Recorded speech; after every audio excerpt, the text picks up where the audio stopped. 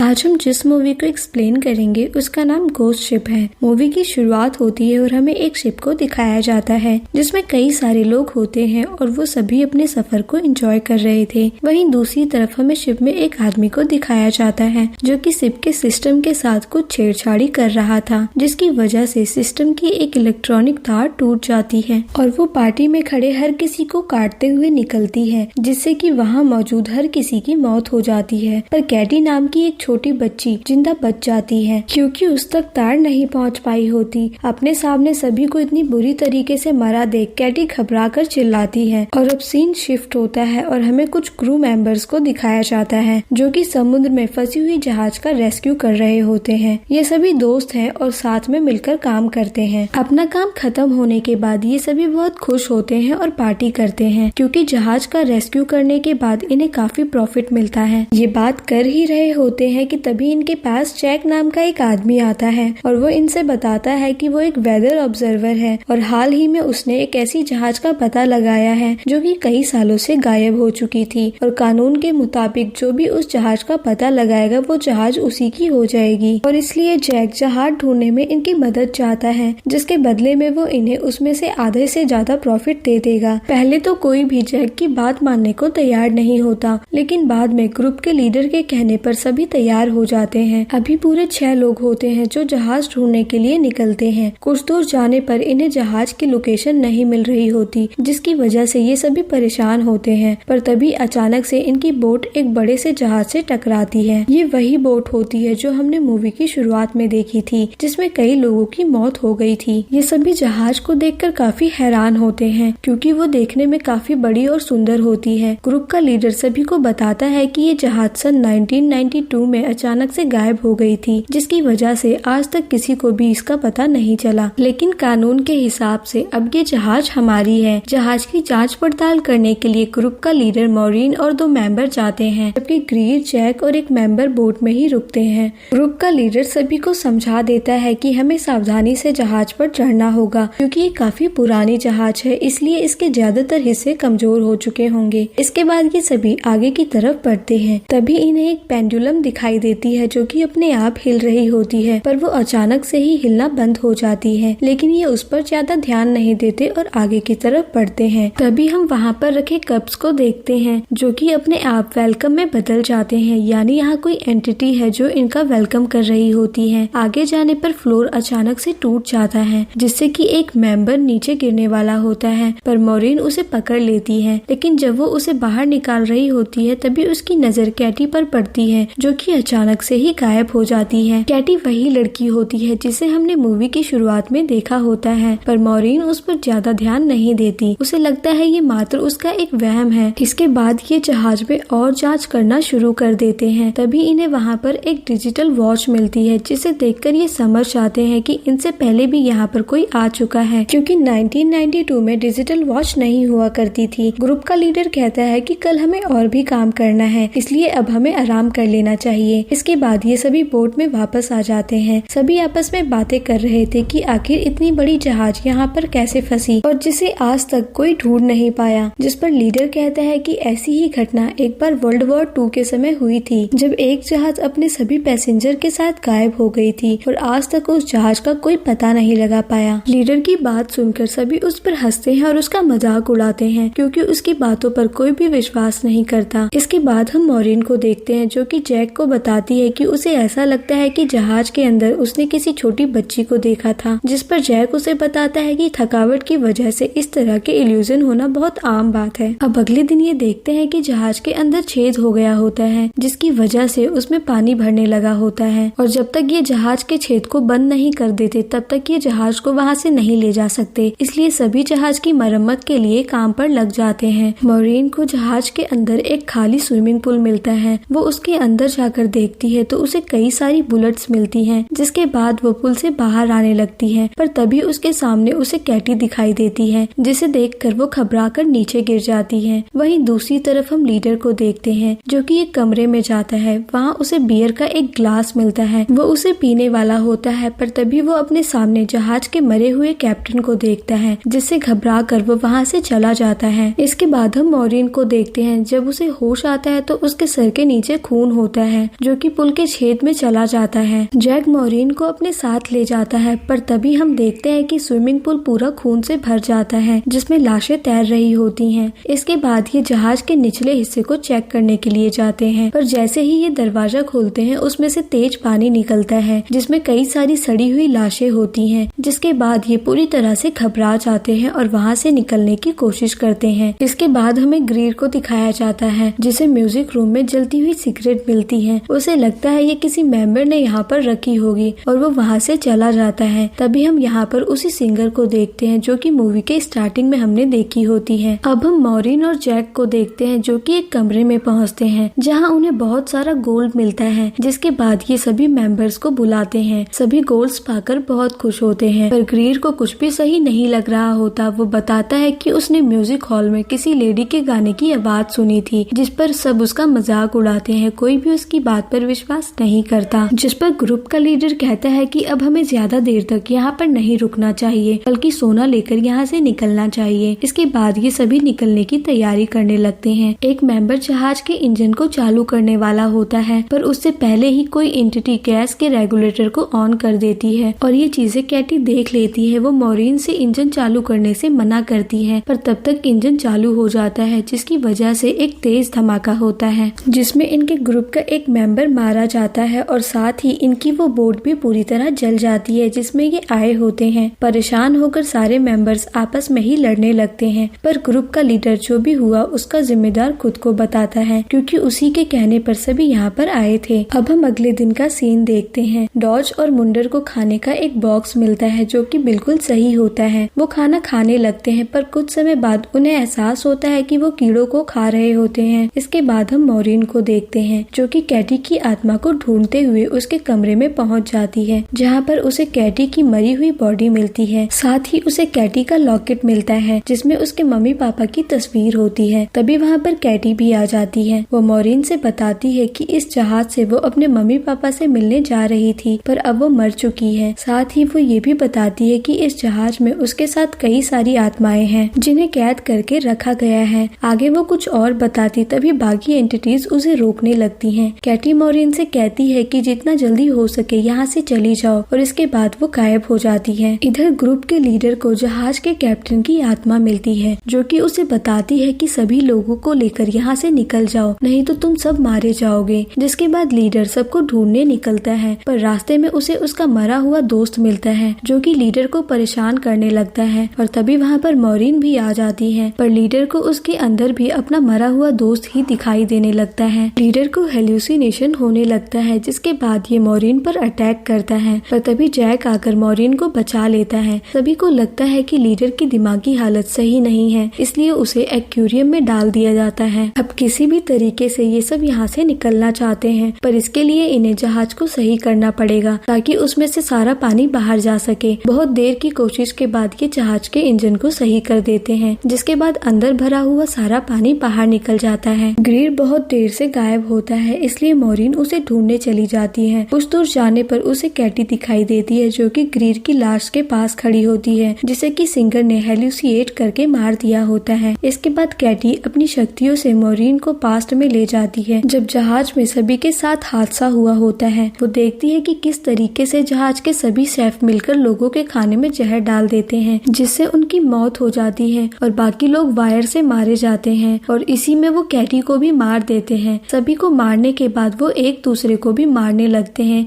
दरअसल वो ये सब जहाज और उसमें रखे गोल्ड को पाने के लिए करते हैं, पर सिंगर बाकी बचे हुए लोगों को मरवा देती है और आखिरी बचे हुए व्यक्ति को वो खुद मारकर सोने की मालकिन बन जाती है। लेकिन तभी एक आदमी आता है और वो बुरी तरह से सिंगर को मार देता है। ये आदमी कोई और नहीं बल्कि जैक होता है। वो कोई साधारण आदमी नहीं, दरअसल एक डीमन है जो किसी का भी रूप ले सकता है और वो लोगों को मारकर उनकी आत्माओं को कैद करता है। इसके बाद मॉरीन समझ जाती है कि उसने जानबूझकर लीडर को एक्वेरियम में डलवाया था क्योंकि लीडर को उसके बारे में पता चल गया होता है। मॉरीन जाकर देखती है तो लीडर पानी में डूबकर मर गया होता है। उसके हाथ में जैक की तस्वीर होती है जो उसे कैप्टन ने दी थी। लीडर के मरने से मॉरीन बहुत दुखी हो जाती है। इधर हम मुंडर को देखते हैं जो कि जहाज के सिस्टम को सही करने के लिए पानी में जाता है, पर तभी अचानक से मशीन चालू हो जाती है जिससे कि कटकर उसकी मौत हो जाती है। इधर हम मॉरीन को देखते हैं जो कि जैक के बारे में डॉज को नहीं बताती बल्कि उसे गन देकर जैक के साथ रहने को कहती है। इसके बाद मॉरिन मुंडर को देखने जाती है। वो उसे मरा देखकर बहुत दुखी होती है। वहीं हम डॉज को देखते हैं जिसकी जैक के साथ बहस हो जाती है, इसलिए वो जैक को शूट कर देता है, पर जैक नहीं मरता क्योंकि वो एक डीमन है। इधर हम मॉरिन को देखते हैं जो कि पूरे जहाज में बॉम्ब फिट कर देती है क्योंकि अब वो जहाज को ब्लास्ट करने वाली होती है, पर तभी वहाँ पर जैक आ जाता है। मॉरिन समझ जाती कि उसने डॉज को भी मार दिया है। जैक मॉरिन को जहाज ब्लास्ट करने से मना करता है, पर वो उसकी बात मानने से इनकार कर देती है, जिसकी वजह से जैक उस पर अटैक करता है। पर मौका देखते ही मॉरिन रिमोट को शूट कर देती है, जिससे जहाज में एक बहुत बड़ा ब्लास्ट होता है, पर मॉरिन बच जाती है क्योंकि वो पानी के नीचे कूद गई होती है। अब सभी आत्माएं आजाद हो जाती हैं। कैटी मॉरिन को बाहर निकलने में मदद करती है। अब अगले दिन मॉरिन पानी में बहते हुए एक जहाज तक पहुंच जाती है, जिसके बाद उसे मेडिकल ट्रीटमेंट के लिए ले जाया जाता है। पर एम्बुलेंस में जाने के बाद वो अपने सामने जैक को जिंदा देखती है। और इसी के साथ ये वीडियो यहीं खत्म हो जाती है। यदि वीडियो अच्छी लगी हो तो चैनल को सब्सक्राइब करना ना भूलें। Thank you for watching.